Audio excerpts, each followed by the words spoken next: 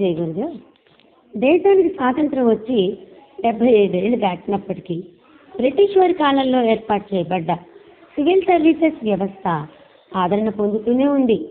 దేశంలో పరిపాలనా యంత్రాంగం సజావుగా పనిచేసేలా చూడటానికి వివిధ విభాగాల్లో విశ్రాంతి లేకుండా పనిచేస్తున్న సివిల్ సర్వెంట్ల సేవలకు గుర్తుగా మన దేశంలో ప్రతి ఏడాది ఏప్రిల్ 21న జాతీయ పౌర సేవల దినోత్సవాన్ని నేషనల్ సివిల్ సర్వీసెస్ డేని నిర్వహిస్తున్నారు. మొదటి నేషనల్ సర్వీస్ డేను 2006లో న్యూఢిల్లీలోని విజ్ఞాన్ భవన్లో నిర్వహించారు. ఈ సందర్భంగా పబ్లిక్ అడ్మినిస్ట్రేషన్లో ప్రైమ్ మినిస్టర్ ఎక్సలెన్స్ అవార్డును సివిల్ సర్వెంట్లకు అందజేస్తారు.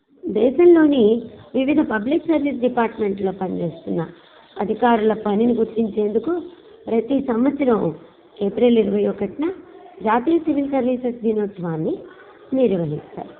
1947లో స్వతంత్ర భారత తొలి హోంమంత్రి సర్దార్ వల్లభాయ్ పటేల్ అడ్మినిస్ట్రేటివ్ సర్వీసెస్ అధికారుల ప్రొఫెషనళ్లను ఉద్దేశించి ఇదే రోజు ప్రసంగించడం విశేషం.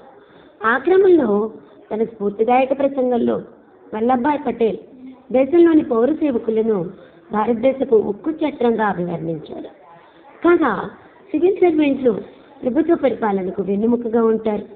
ప్రభుత్వ విధానాల అమలును పూర్తి చేయడం, కార్యక్రమాలు సజావుగా సాగేందుకు అవసరమైన ప్రణాళికలను రూపొందించడంతో సహా ప్రజలకు ప్రయోజనాలు అందేలా చూడటం కూడా వీరి బాధ్యత.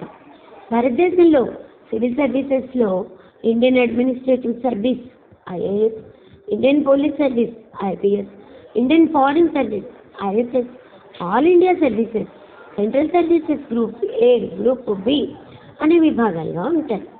ఇదే రోజు వివిధ కార్యాలయాలు తమ డిపార్ట్మెంట్ల కోసం రాబోయే సంవత్సరానికి సంబంధించిన ప్రణాళికలను రూపొందిస్తాయి.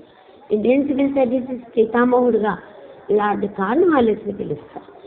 ప్రస్తుతం అమల్లో ఉన్న భారత పౌరసేవా రంగం ఇండియన్ సివిల్ సర్వీసెస్ క్రితపు బ్రిటిష్ ఇండియా భారత ప్రజాసేవ విధానాలపై ఆధారపడి తయారైన విధానం.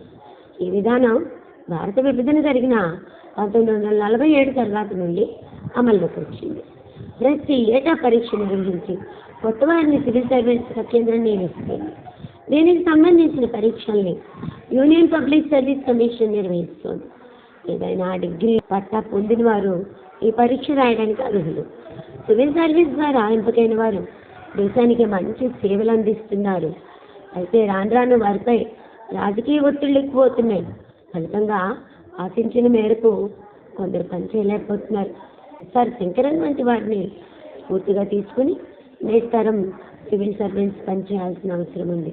అప్పుడే పౌరులకు వివిధ రకాల సేవలు త్వరగా అందుతాయి.